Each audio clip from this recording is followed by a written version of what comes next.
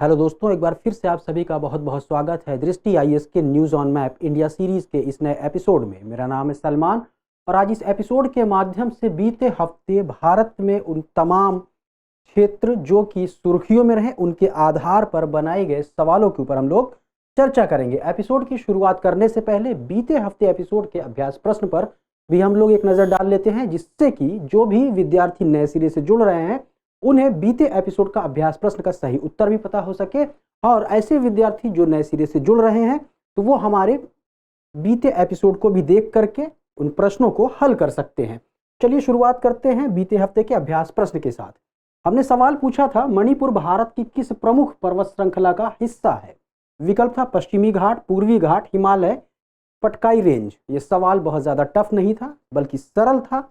अगर हम भारत मणिपुर की बात करें तो यह उत्तर पूर्वी राज्य में से एक राज्य है।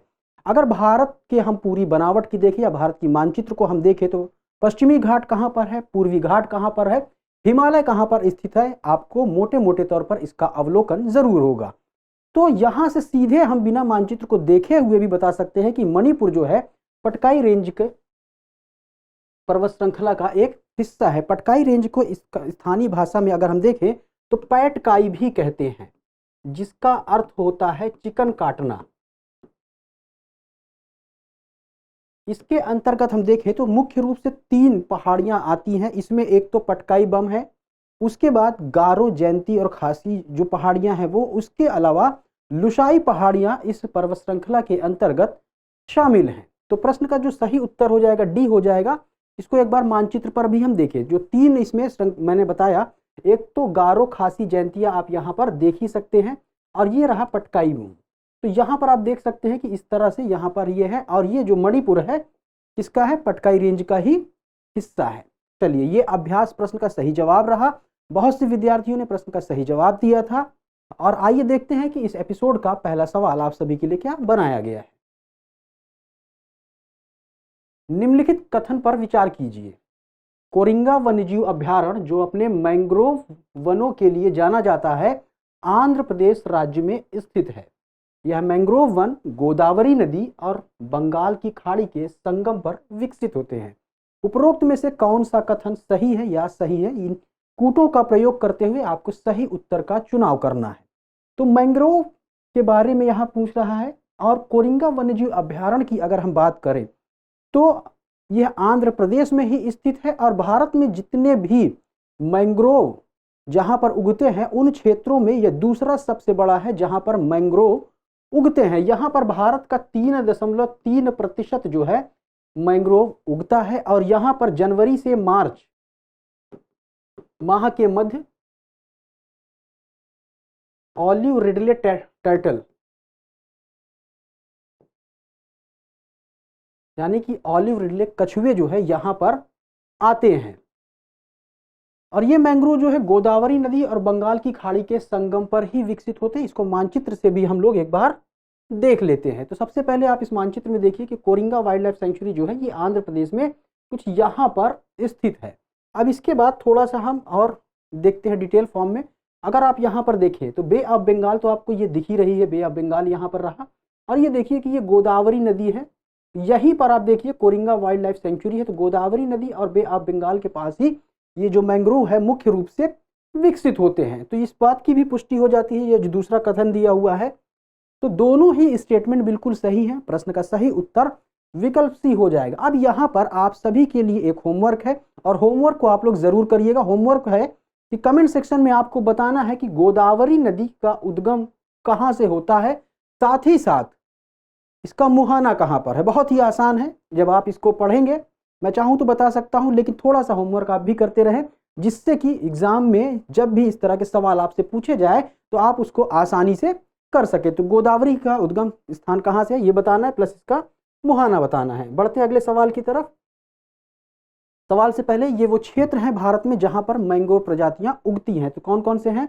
मैंग्रोव आप गुजरात आप देख सकते हैं, रत्नागिरी मैंग्रोव देख सकते हैं, Goa mangrove, Kaveri deltaic mangroves यहाँ पर आप देख सकते हैं, कृष्णा गोदावरी मैंग्रोव है, यहाँ महानदी मैंग्रोव है, और ये सुंदरबन मैंग्रोव जो बंगाल में है ये तो आप देख ही सकते हैं। ये वो विभिन्न प्रमुख क्षेत्र हैं जहाँ पर भारत में मैंग्रोव प्लांट उगते हैं। अगला सवाल है, निम्नलिखित पहाड़ियों को पश्चिम से पूर्व की ओर व्यवस्थित करें। गिर पहाड़ियां, महादेव पहाड़ियां, रामगढ़ की पहाड़ियां, गड़जात पहाड़ियां। गिर पहाड़ियों की अगर हम बात करें तो आप सभी को पता होगा कि गुजरात में स्थित है। यहाँ पर गिर नेशनल पार्क भी स्थित है। महादेव पहाड़ियां बहुत ही फेमस पहाड़ियां है, मध्य प्रदेश में है। धूपगढ़ी इसकी सबसे ऊंची चोटी है। रामगढ़ की पहाड़ियां, गड़जात पहाड़ियां जो है उड़ीसा और झारखंड में है। मानचित्र पर इनको हम देखते हैं, फिर इनका सही क्रम क्या होगा हम उनको व्यवस्थित करके सही उत्तर का चुनाव कर लेंगे। तो गिर रेंज देखिए सबसे पश्चिम में गुजरात में, महादेव ये रही, रामगढ़ यहाँ पर रहा और गड़जात ही ये यहाँ पर रहा। तो सबसे पूर्व में कौन सी हो जाएगी?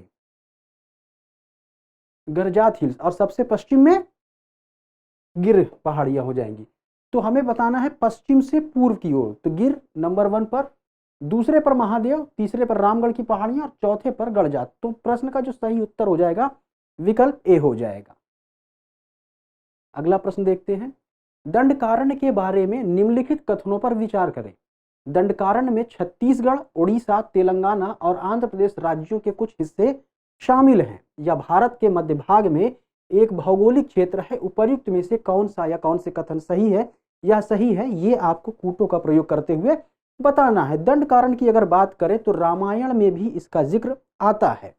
दंडकारण्य की अगर बात करें तो ये भारत का जो मिडिल पोर्शन है, मुख्य रूप से अगर हम देखें तो उसके अंतर्गत शामिल होता है। ये जो सेंट्रल इंडिया है, मध्य भारत जो है, इसी के अंतर्गत शामिल है। इसमें मुख्य रूप से अगर हम देखें तो कौन कौन से क्षेत्र आ जाते हैं, यहाँ पर देखिए ये येलो वाला पोर्शन जो दिखाई दे रहा है यही दंडकारण्य का पठार है। इसमें छत्तीसगढ़, उड़ीसा, तेलंगाना, आंध्र प्रदेश के कुछ हिस्से शामिल हैं। आप लोग इसको स्पष्ट रूप से यहाँ पर देख सकते हैं। तो यहाँ पर पहला स्टेटमेंट आप देखिए कि छत्तीसगढ़, उड़ीसा, तेलंगाना, आंध्र प्रदेश के कुछ हिस्से शामिल हैं, बिल्कुल सही है। और ये मध्य भाग में एक भौगोलिक क्षेत्र है। तो दोनों ही स्टेटमेंट सही है। प्रश्न का सही उत्तर विकल्प सी हो जाएगा। तो यहाँ पर अगर देखें जो दंडकारण्य का पठार है, यहाँ पर आबू झामड़ पहाड़ियां मिलती हैं।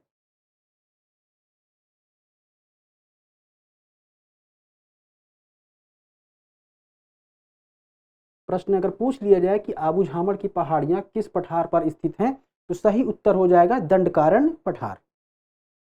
बढ़ते आगे की तरफ,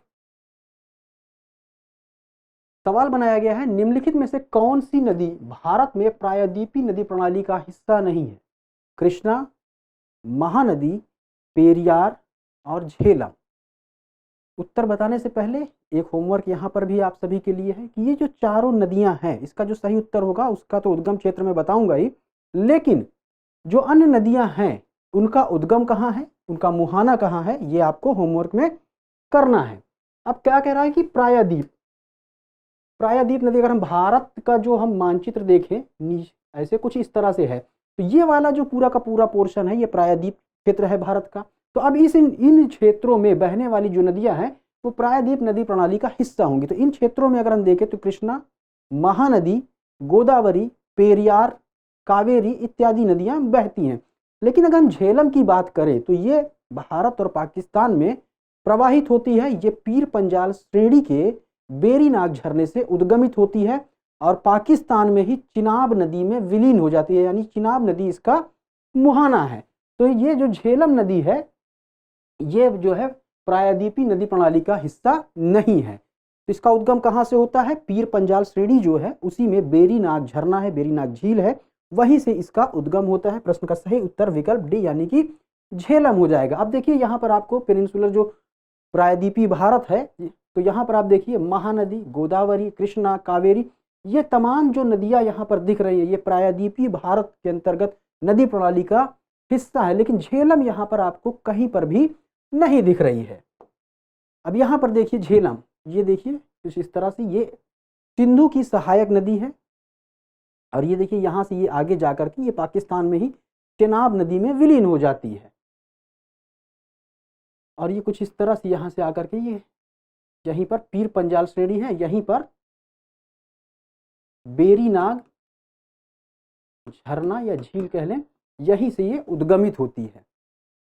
तो झेलम जो है इसका हिस्सा नहीं है। तो डी वाला इस प्रश्न का बिल्कुल सही उत्तर हो जाएगा। चलिए एपिसोड को आगे बढ़ाते हैं। अगला प्रश्न है, कौन सी नदी पश्चिम बंगाल में भारत और बांग्लादेश के बीच सीमा बनाती है?